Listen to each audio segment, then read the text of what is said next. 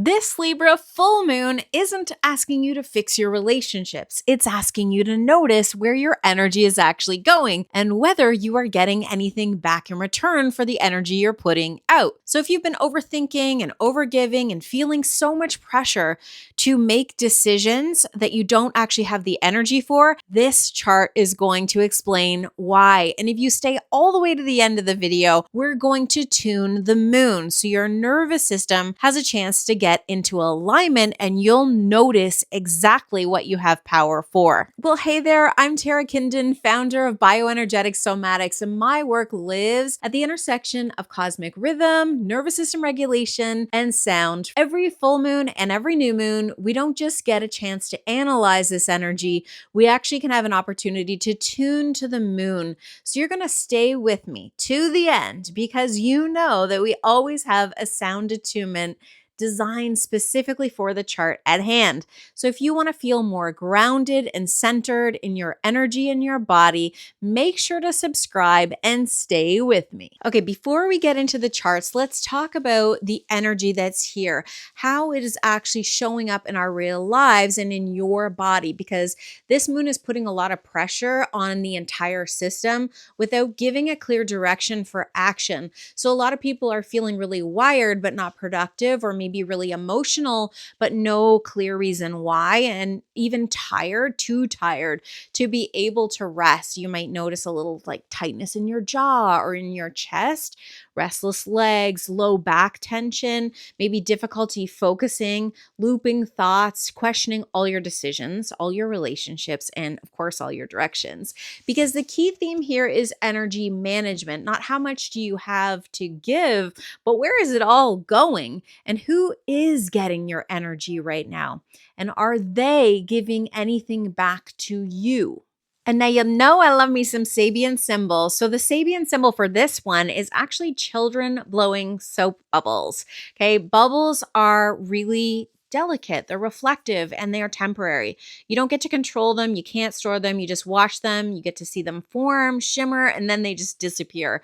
And that symbol is kind of suggesting that something in our life may not be meant to last, only to be experienced. It also can point to curiosity and lightheartedness and perspective. Sometimes stepping back is more useful than us continuing to push forward. And this part is really important because it grounds the astrology in Earth cycles. So this particular full moon in Libra is also known as the pink moon, and it's named after early spring flowers that blossom during this time of year. It marks a shift from survival mode of winter into growth mode of spring. But that growth doesn't happen all at once. It happens in stages and cycles. And early spring is always messy. The ground is thawing, things are unstable, and new life is just beginning to push through the ground. So if things feel uncertain or slow or emotionally uneven, that's actually fully in sync with the season. So remember that Venus is the ruler of this moon, which we're going to talk about. And this is all about Venusian energies. Now, this one wasn't lost on me because this full moon happens on April Fool's Day. So April 1st, which is traditionally associated with like foolishness or pranks.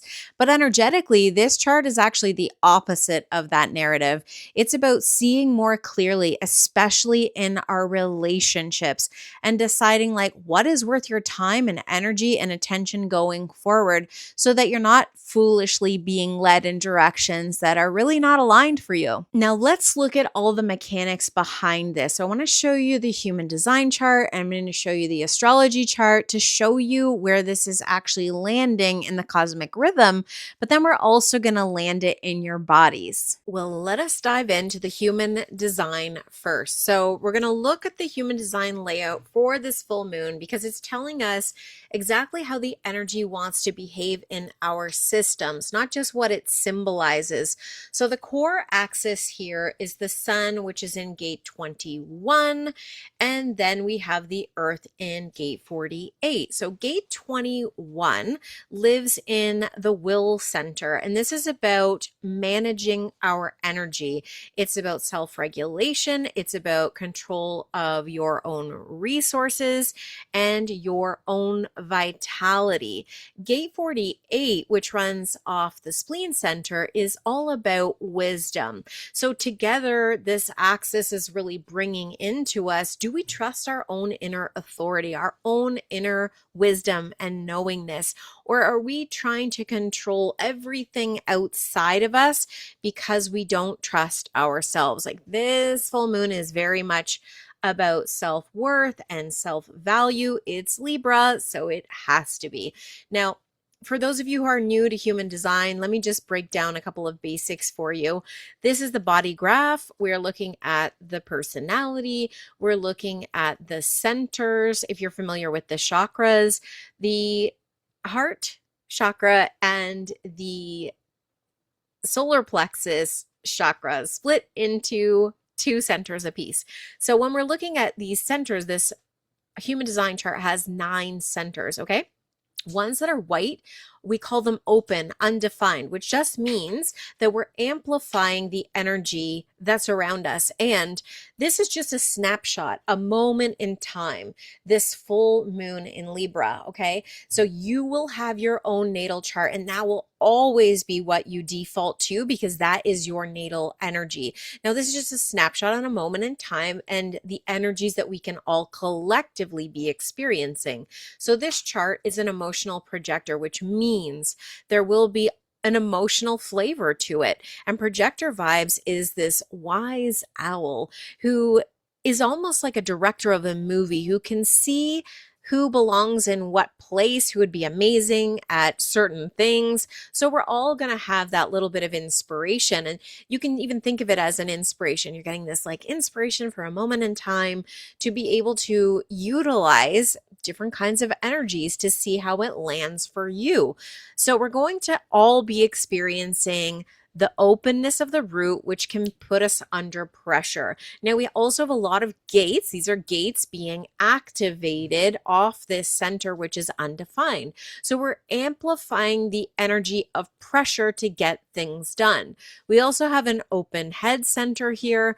This is the energy of overthinking, where we're taking in a lot of information and maybe questioning it, all of it. And that is overwhelming. So these are the 2 places that you could find yourself being overwhelmed. Now you want to watch that energy because it may not be yours. My guess is it probably won't be. But if you're experiencing that overwhelm, this is where you can go to, okay, am I under pressure to figure things out, or am I under pressure to get things done during this particular snapshot in time? Now, we also have an open spleen center, and this is all about the fear, the fear of the future, the fear of the past, the fear of whatever, and not trusting in the whispers. Now, I did a whole video on how to notice whether it is anxiety coming up for you or whether it's intuition coming up for you. And I will link that below because it's a great video which really helps you understand the difference, because you're going to be receiving a lot of wisdom, and to stay grounded in this full moon, it is to tap and tune into yourself, which it is going to be very subtle, the inspirations you receive, and they will be quiet. And this is how you will know that that wisdom is guiding you and not taking you off track. The sacral center is also open. This is workforce, life force energy, where we can overdo it. And you're going to want to watch overdoing it, period, under this energy.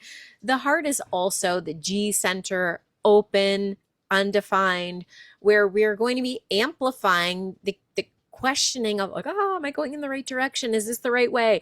So deep breaths are going to be critical during this one, because you don't want to question your direction unless you know in your bones that things are feeling a little off track. And if they are, don't worry, you will be initiated back on track. That is just something that is definitely going to come up for a lot of us during this time. So let's talk about where the sun is, because the sun is sitting in gate 21.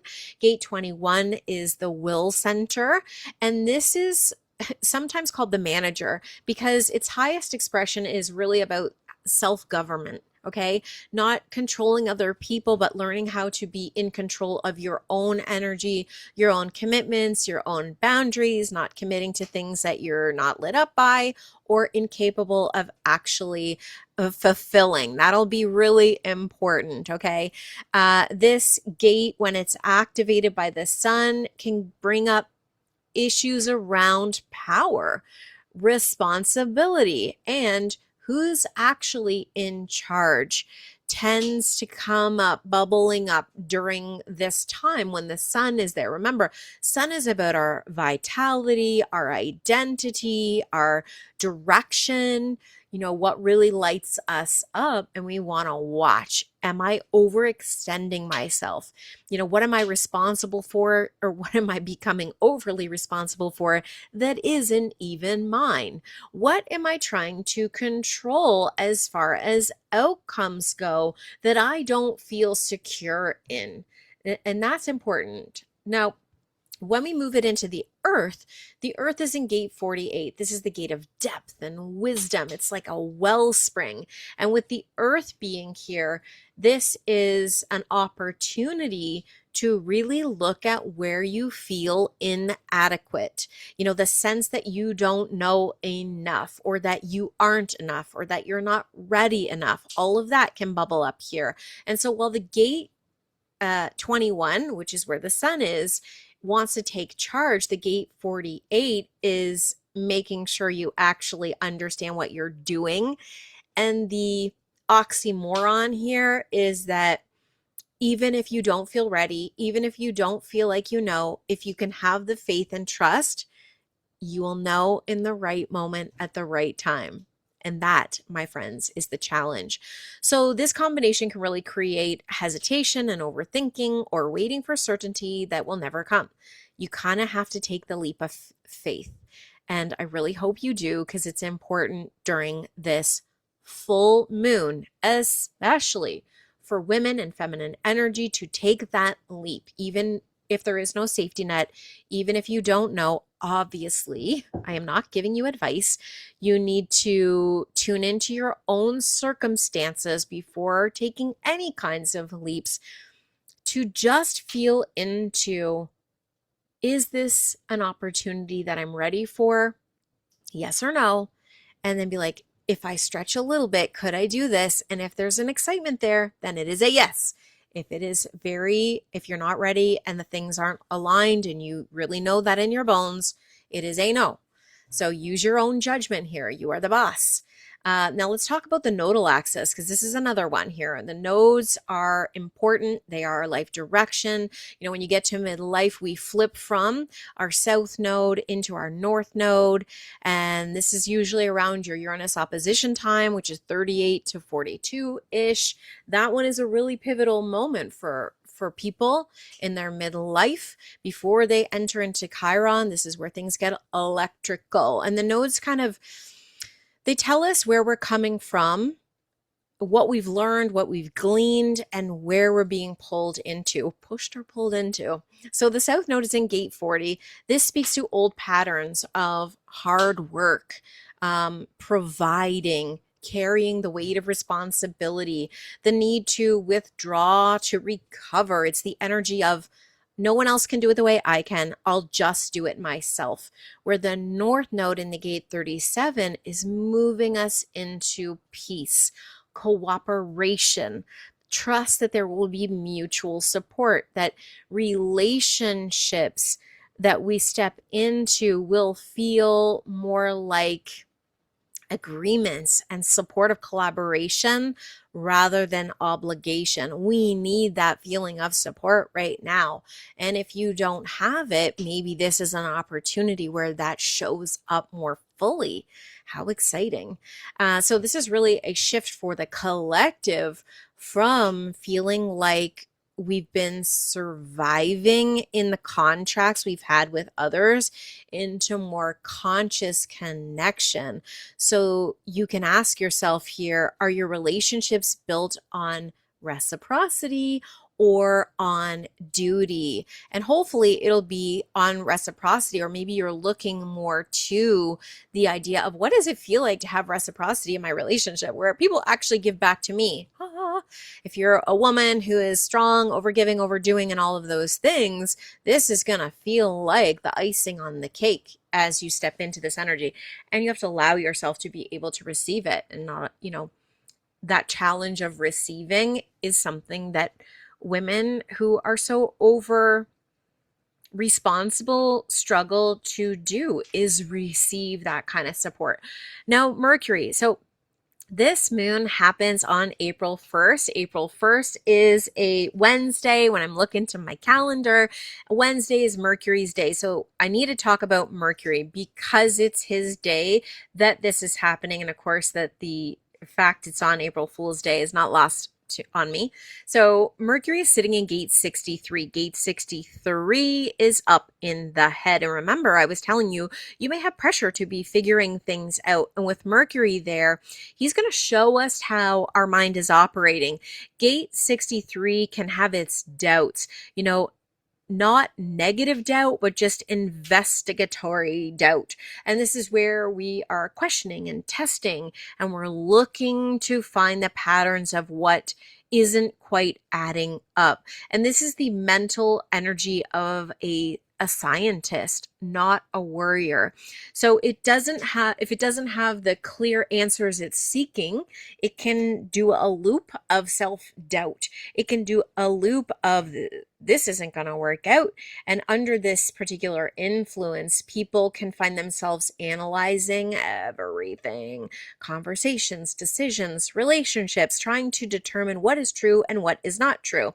So when we throw that in with a Libra moon, it can show up as, is this not fair? It can have, decision-making fatigue as well. That may also be something that you struggle with during this lunar moon, the full moon, is that we can struggle with decision making under this one, or what is actually true. Like, is this true? Is this not true? And that is going to come down to that intuition versus anxiety. So that video is going to come into play here. So we want to say, is this balanced? Does this work for me?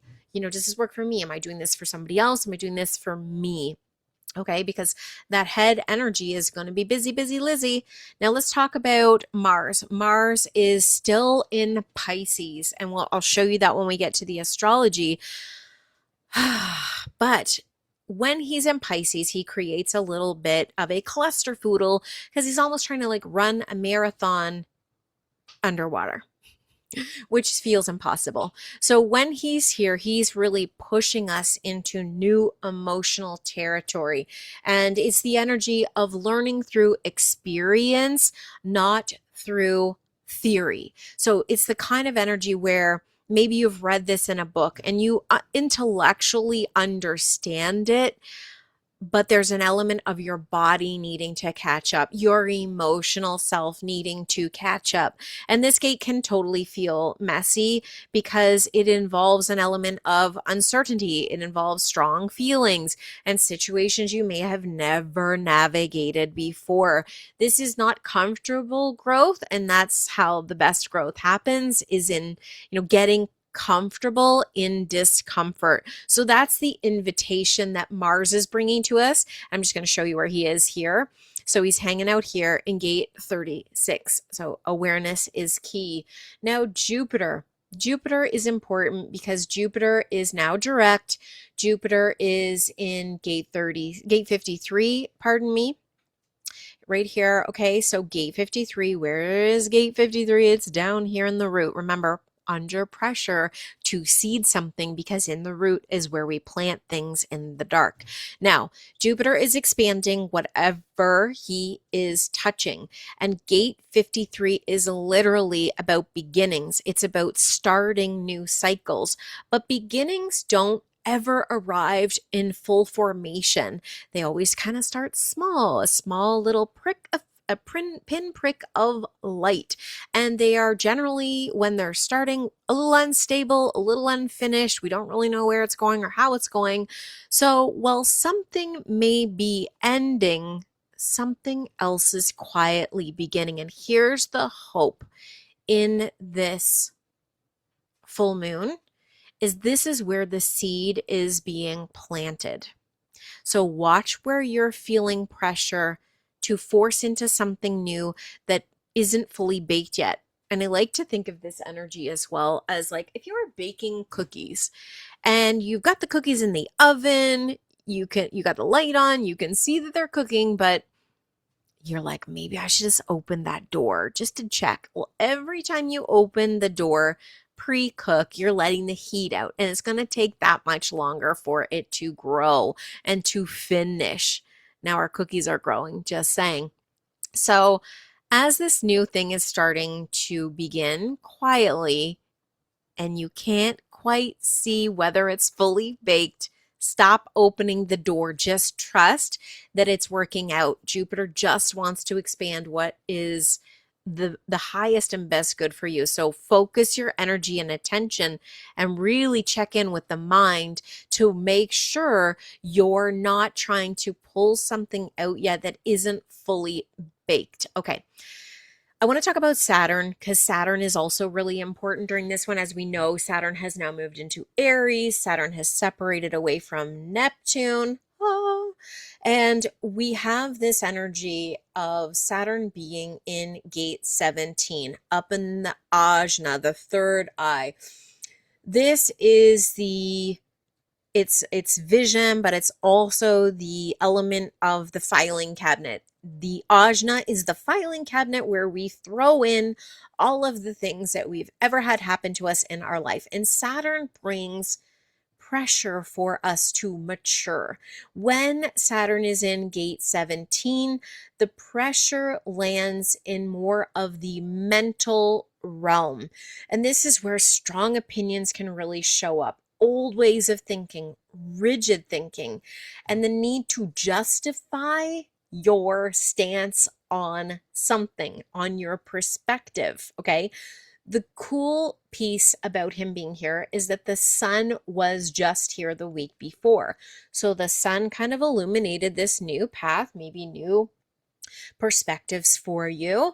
And now Saturn is coming in to lay down the law, some boundaries and structure. So your growth edge here is learning how to hold structure around something, new or something that's come into your awareness without becoming stubbornly inflexible.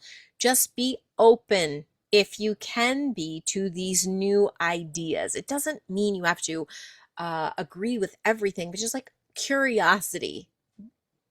Stay open. Okay.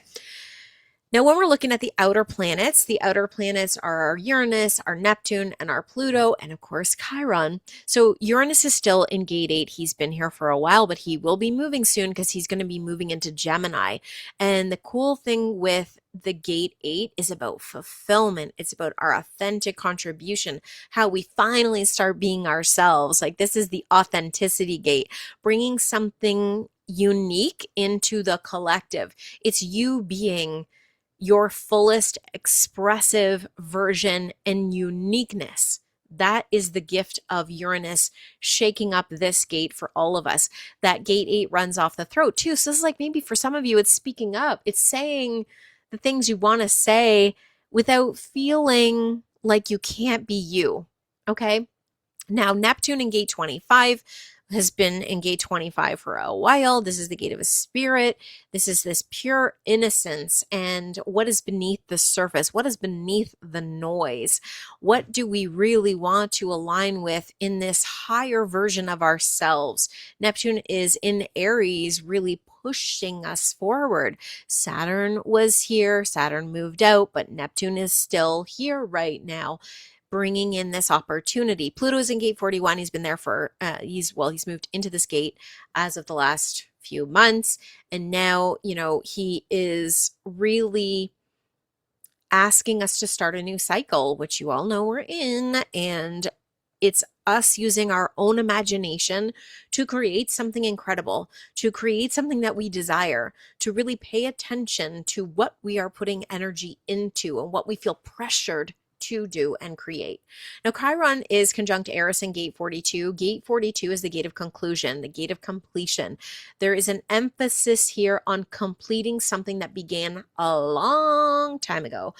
Chiron in Aries wants us to be leaders, wants us to be in our leadership, wants us to step forward, to powerfully move things forward in a way that isn't diminished power, where we own our ability to lead, teach, move, initiate, get things going. And this is, there's an end point here, because it's like we're ending a long cycle. As Chiron has been moving through Aries, it's been really asking us to step forward in new roles where it's like, oh, we're visible. We're really healing visibility wounds while Chiron is in Aries, and he's still going to be in Aries for a little bit. And conjunct Eris, this is like for women specifically, if you've had any diminished power moments, if you've had your feminine energy feel like it was taken advantage of, potentially abused, there is an opportunity to reclaim the powerful parts of yourself. And this full moon is maybe showing you where that has happened. So I'll leave that there. I want to tie this all into the Sabian symbol. So the Sabian symbol, if you remember, this was like blowing soap bubbles. Okay. So really, we're mirroring so beautifully here. The children blowing soap bubbles is about curiosity, experimentation, emotional learning, and completion. Some experiences that we have are meant to be engaged with fully and then released. Sometimes the bubble breaks, and instead of being sad about it, we can just be in joy for what that brought to us, the beauty, the iridescence, the rainbow that was created by that beautiful bubble, watching it float off and then disappear. And sometimes that's, because this is a Libra full moon, I think it may have something to do with relationships as well. And maybe there are just relationships that are coming to conclusion. Maybe there were relationships that brought you to this point that you can be grateful for, where we're not in control around it and we're not trying to preserve what has been. We're just in acknowledgement for what they were. Sometimes people are here for a reason, a season, and sometimes they're just here to show us something and then to move on, right? So when we're summarizing all of the energies that you've witnessed in the human design chart, it's about transition. It's about moving from self-reliance and being over-responsible for everyone and everything towards more reciprocity, more balanced relationships, clearer agreements, and a wiser use of your energy, not dispersing the power of the gorgeous energy you have to share with the world in ways that are not supporting you, i.e., you cannot be everything to everyone if you are nothing to yourself. So love yourself enough to stop negotiating your worth. Now let's dive into the astrology. All right, my friends, let's dive into the astrology, because this is where we're going to see this same pattern that we just talked about playing out on even a larger scale. So we have the full moon in Libra, which means that the Libra moon is over here, and then we have the sun in Aries down here. And this is the axis, which is always about relationship, our self versus relationship, the me versus the we. And Libra looks at things like balance and fairness and equality and justice and connection, where Aries is looking at the independence, the direction, the self-leadership. So right away, we can see the tension that may be beginning in this chart. Where am I and where are you? And how close are we in the mix of our relationship? Full moon in Libra is all around relational awareness, because it is going to bring forward the attention towards our relationships, not just romantic, but any kind of dynamic where we are exchanging energy with someone else. And because it's a full moon, it's going to illuminate what's already there for us. It doesn't create new problems. It shows us what's been running beneath the surface. Okay. So this can look like noticing where we're in not in balance in our relationships, noticing where we've been over accommodating. Sure, no problem. I got that. I can do this. I'll take care of it. Realizing that something isn't actually fair and it's not sustainable because you're burning yourself out trying to do it. It's not about conflict as much as it is about clarity and really owning and identifying your worth and what you're able to commit to and do. When we're looking at Sun in Aries, this is around our self-leadership. So on the opposite side to Libra is this energy of Aries, and Aries can be combative. It is straightforward. It can be selfish at times. It is about self-direction, and it's worried about itself before it's worried about anybody else. It's worried about its own autonomy. It's worried about its personal authority. And so when the Sun is tied to gate 21, the energy that we were talking about earlier in the human design chart, this is about us managing our own energy and not managing everyone else's. So yes, I'm talking about self-direction and leadership. And while we're talking about the full moon, this is about you owning these parts of yourself as well. So this isn't just like, oh, this person is going to be, selfish. This is where you get to be, maybe you're being selfish, and maybe in order to be selfless, you need to be somewhat selfish. So the question becomes, can you stay connected to yourself, not losing yourself while you are in relationships with other people? Because the realization for some is that you may be coming to the conclusion like, I have lost myself in certain relationships, and there may be a reclamation of sorts that is going to happen, and that can make people uncomfortable. So Venus in Taurus, right here at 2 degrees of Taurus, 59 minutes, is giving us this self-value check-in and saying, okay, this is a really strong placement. Like Venus in Taurus, this is her home turf. She isn't mincing words, and she knows what she wants. Taurus is about the body. It's about stability. It's about our values. It's about what feels good in real, tangible ways. Like she knows the value of things here. She knows her value here. She's not just floating here peacefully like she was in Pisces. She's under pressure a little bit. Okay, she's under a little bit of pressure here because she's squaring Pluto, which we will talk about next. But I just want to bring this to your attention. Like she is under tension. And this is really important to pay attention to, because when Venus squares Pluto, and Pluto is conjunct Juno, who is the goddess of partnership, there is relational transformation that has to happen. When Venus is making this square to Pluto, Pluto hanging out with Juno is about partnership and commitment. Okay. And this is where shit gets real, because Pluto doesn't just adjust things. He exposes things. He takes us into the underworld. He shows us things that maybe we didn't see before. These kind of things can look like power dynamics, control patterns, attachment versus actual connection. Like, am I trying to get something out of this relationship that actually isn't there? Am I thinking there's something here that isn't actually there? Are you staying in a relationship because it is familiar, as opposed to maybe it's actually not working anymore? And because Venus is in Taurus, this isn't some, pie in the sky abstract thing. It is like, wow, does this feel good in my body? Because she is very body orientated, and this is about embodiment when Venus is in Taurus.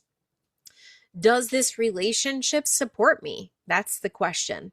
And you are probably seeing things around this. Now, let's throw Uranus into the mix because that's just a good time to do that. And Uranus is conjunct the part of fortune right here. Okay.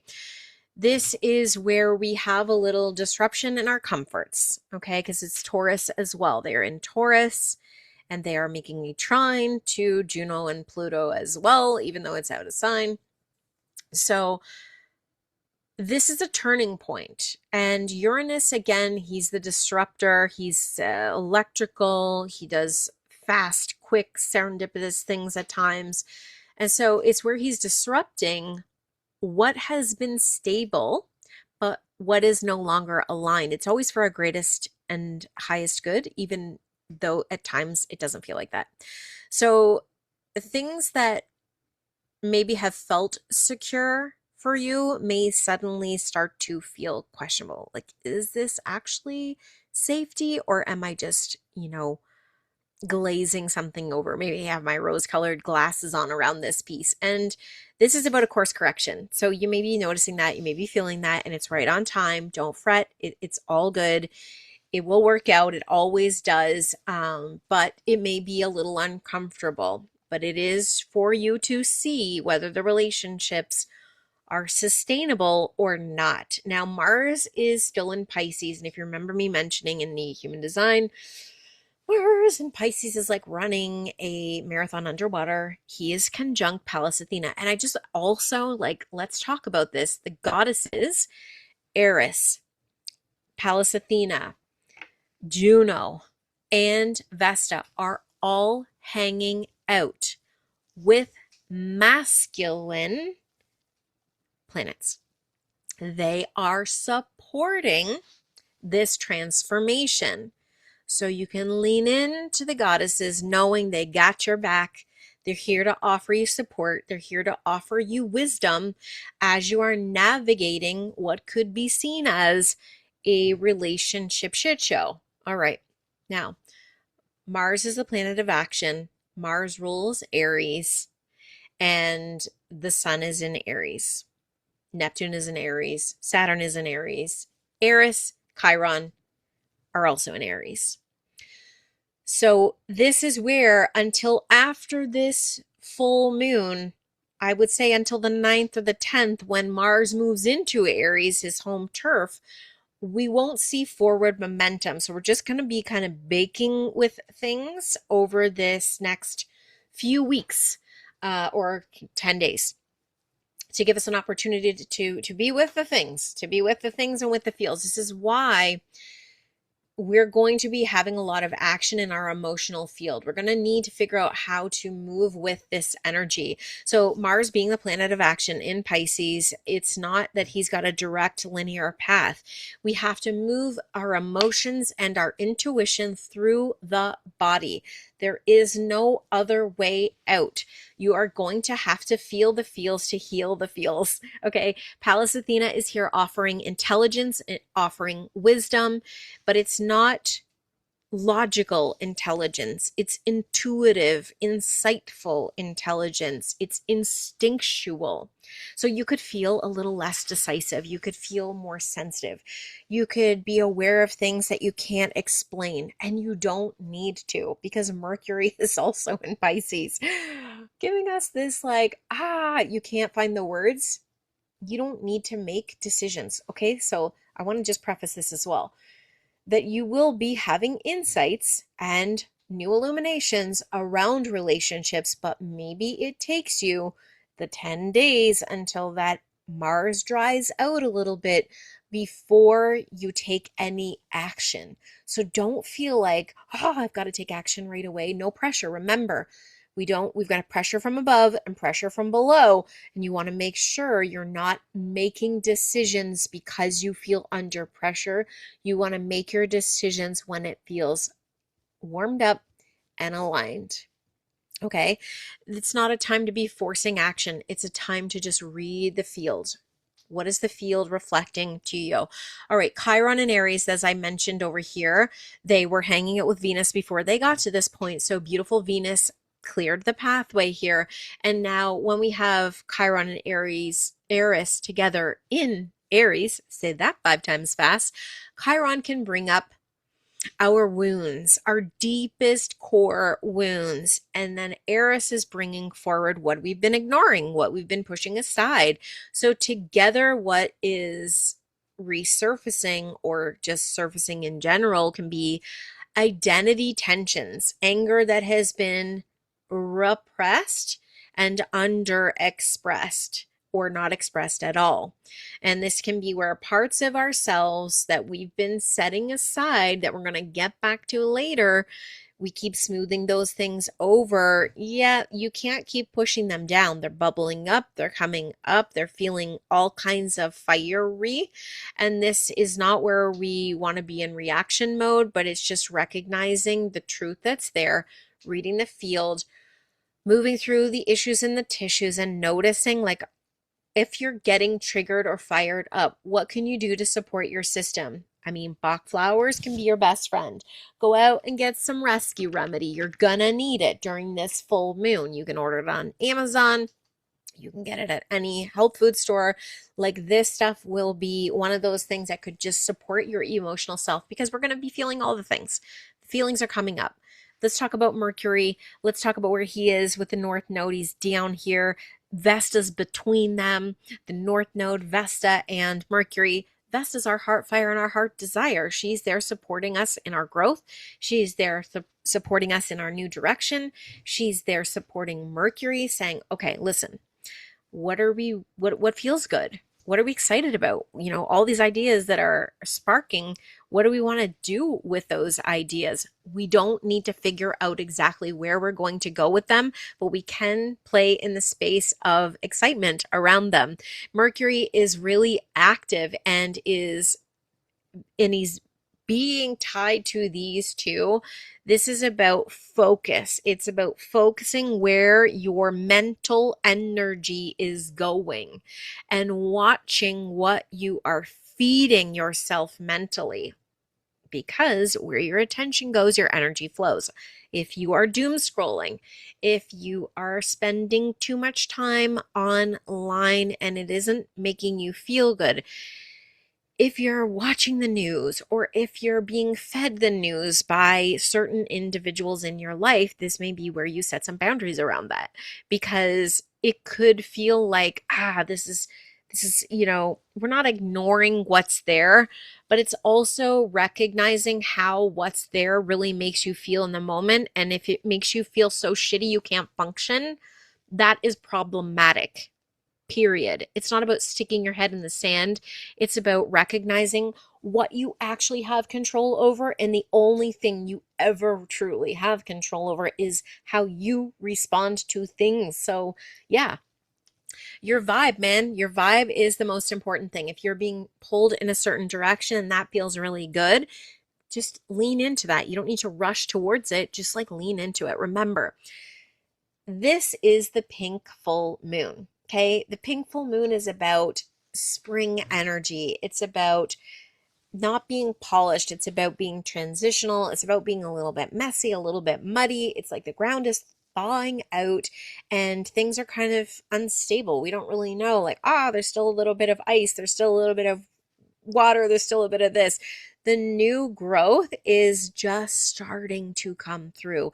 And maybe you can't even see the sprouts yet, but you know and you feel that there is a pulse going on deep underneath. So if things are feeling unclear or uneven, it's just perfectly in sync with the timing.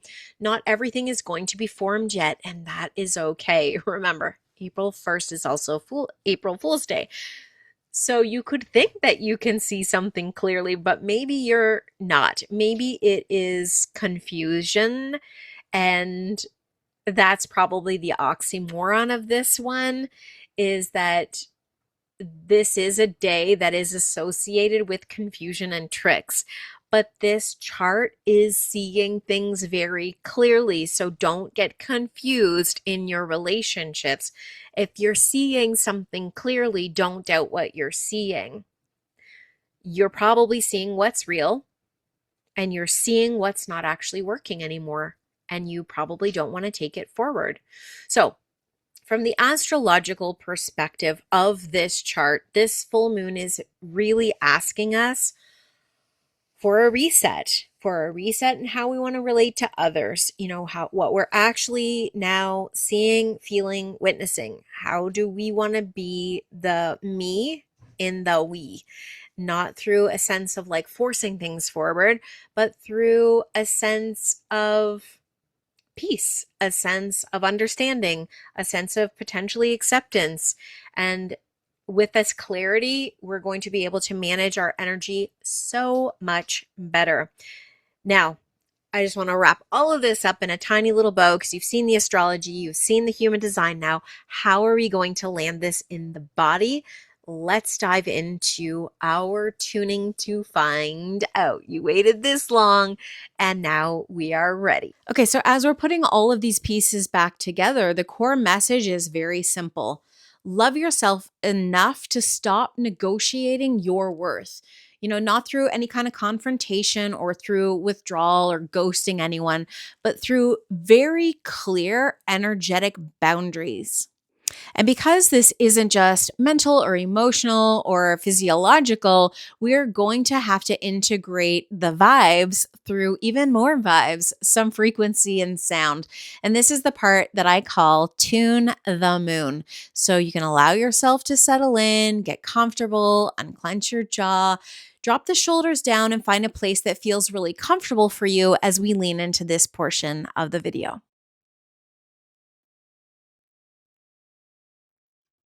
Welcome into the portion of our sound healing. The first thing that we are going to do is break up density in the field. So you can find yourself in a seated position, you can lie down, or you can be in movement. Obviously, not while you're driving, but you can be standing and gently swaying from side to side as you're allowing the energy and the density to move through you. Notice where you may have been holding on to more than your fair share. And where you're called to just soften the shoulders, soften your face. Breathe in all the way down into the lower part of your lungs. Expand the ribs. Let your breath move. And one more of these.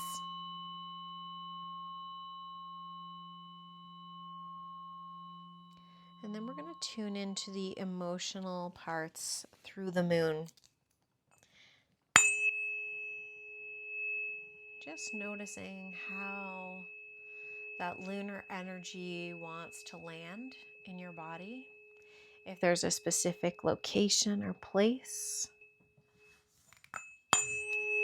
or a way you begin to notice sensations moving through your body when the moon enters into your field, into your energetic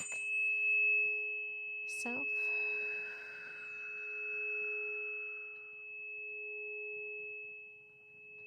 And from the moon, we're going to move into Venusian energies, opening up Venus, heart center.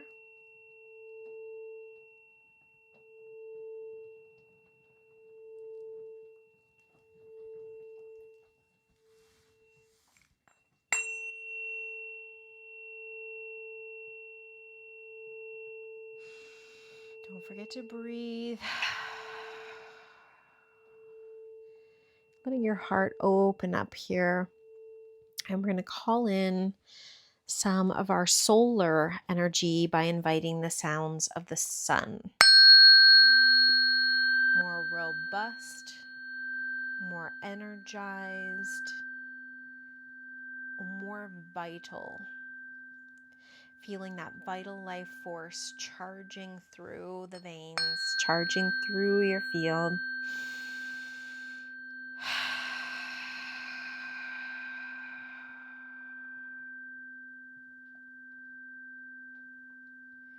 And letting that settle in the solar center, your solar plexus. Just one more tap here. Right in the center of your being.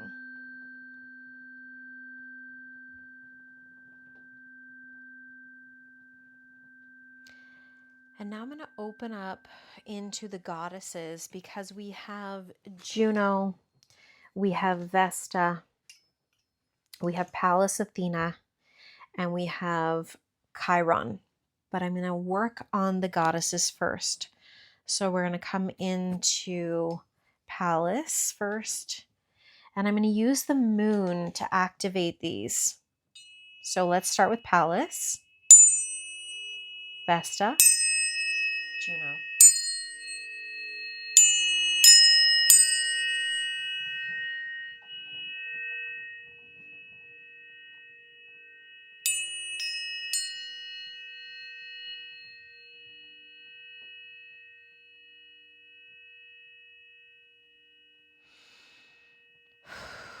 I'm going to activate them with Venus.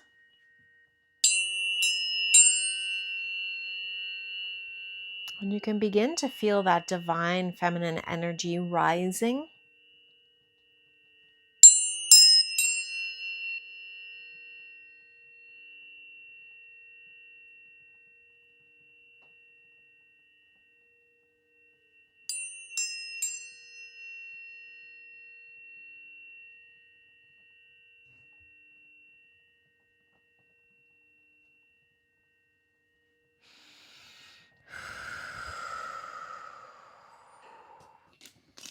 We're going to open the healing vessel with Chiron.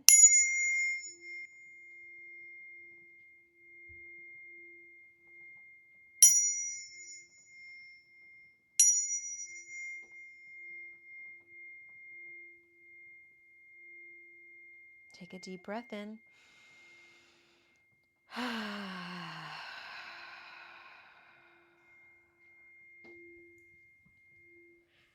And then lastly, I'm going to open up one more vortex moment with Venus.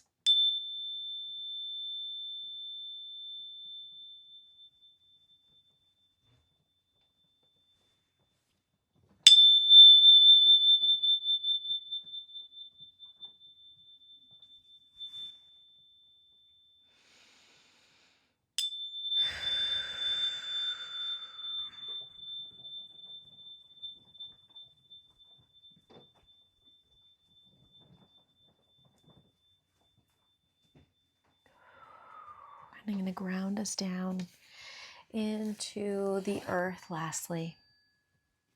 Breathing in.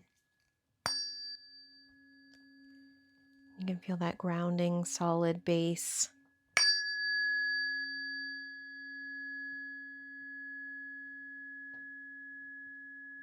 And one more.